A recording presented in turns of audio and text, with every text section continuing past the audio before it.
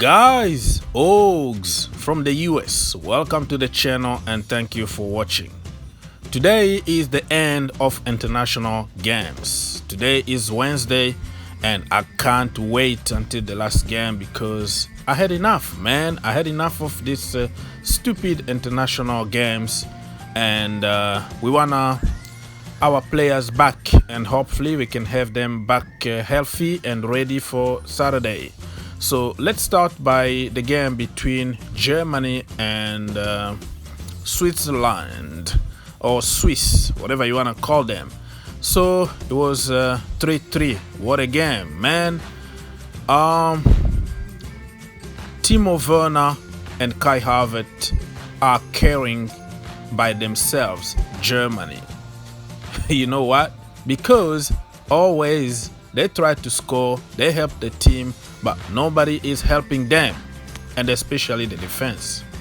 So what a goal from Timo Werner to make it 2-1, because Swiss were winning 2-0 and Timo Werner gave them some hope.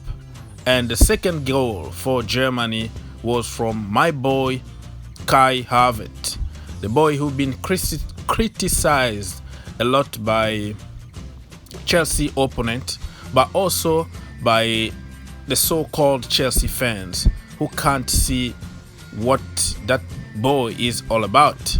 So he scored also a wonderful goal. He had an assist. Timo Werner had a goal and an assist. So everything was made in Chelsea. Without the Chelsea boys, Germany were going to lose that game. Man, if those guys can start converting those chances the way they do in the national team at Chelsea Football Club, it's going to be fire. But unfortunately, they haven't really done it in the Premier League yet. But when that first goal goes in, my goodness, get ready, because that is going to unlock everything, and we are going to start doing some serious damage to many teams in the Premier League and also in the Champions League. 3-3 is not a fair result for Chelsea boys, Timo Werner and Kai Havertz, because they did everything, just like in other games where they gave like 150%, and only to get betrayed by the defense, and especially Rudiger. Many people try to get on Rudiger, but I'm gonna just give him a little bit of room here, okay? I'm gonna give him the benefit of the doubt, because look at the second goal, because that is the goal that everybody is talking about. He was running, okay? He was running. I don't think he could have done better in that header, you know? He kind of just followed the ball, and the ball kind of hit him in the face and went in, you know, kind of Kepa Arrizabalaga against ZH back in the day. So I don't know if he could have done better. Maybe his positioning, because he was out of position. Let's admit that.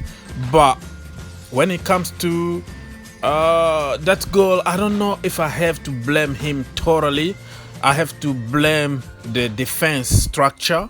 Yeah, I know people are going to tell me that you know, I am being biased or whatever, but that goal, I find it very hard to blame himself. I will blame the entire defense, the structure. That means including Rudiger, but the structure as a whole. Rudiger was out of position, so was other defenders. So it's not really fair. Germany been drawing a lot of games since last season, really, and it's not only Rudiger, because there were few games that Rudiger didn't even play, and they had the same issues in the defense. So it is what it is. You can blame whoever you want, but I think Rudiger tried, and we all know his level right now. Rudiger is a good player on his day. He can hustle, very, very tough, no nonsense kind of a defender, but he got caught, and he's a little bit exposed at the moment. Let's just be honest, because I've seen so many people saying that Kepa Arrizabalaga and Rudiger were world class under Mauricio Sarri, and just because they've been coached by a championship manager with no experience, they became below average. Well, what do you expect from Frank Lampard headers? That's what they do. They have to find anything to hit Frank Lampard with. All I can say is that they were not good enough. They were below average even during Mauricio Sarri, but people didn't know how to deal with them. And in the Premier League, you got found out very quickly and you got exposed. They were conceding a lot of goals in the second half of the season. You can tell the second half of the season, they were awful. And we got lucky to finish third and win the Europa League. But it's not what people with agenda are going to consider. For them, everything, we fought for it, and we deserve to win everything that we won that season. They can't see the big picture, and everybody was world class, and everybody is not performing now because of Frank Lampard. Smart. But Rudiger really been exposed. This is a kind of topic that you can't convince everybody, because depending on what camp you are at, you are going to defend your boy or destroy the other boy just to make your case. So for me, I'm gonna leave it there, and the truth needs to be told. I said my truth, and you take it or leave it. The second international game that I'm going to talk about in this video was between Peru and Brazil. I can't talk about all the games that Chelsea players were involved because it's gonna be a very long video, and also I wanna focus on our starting 11, if that makes sense.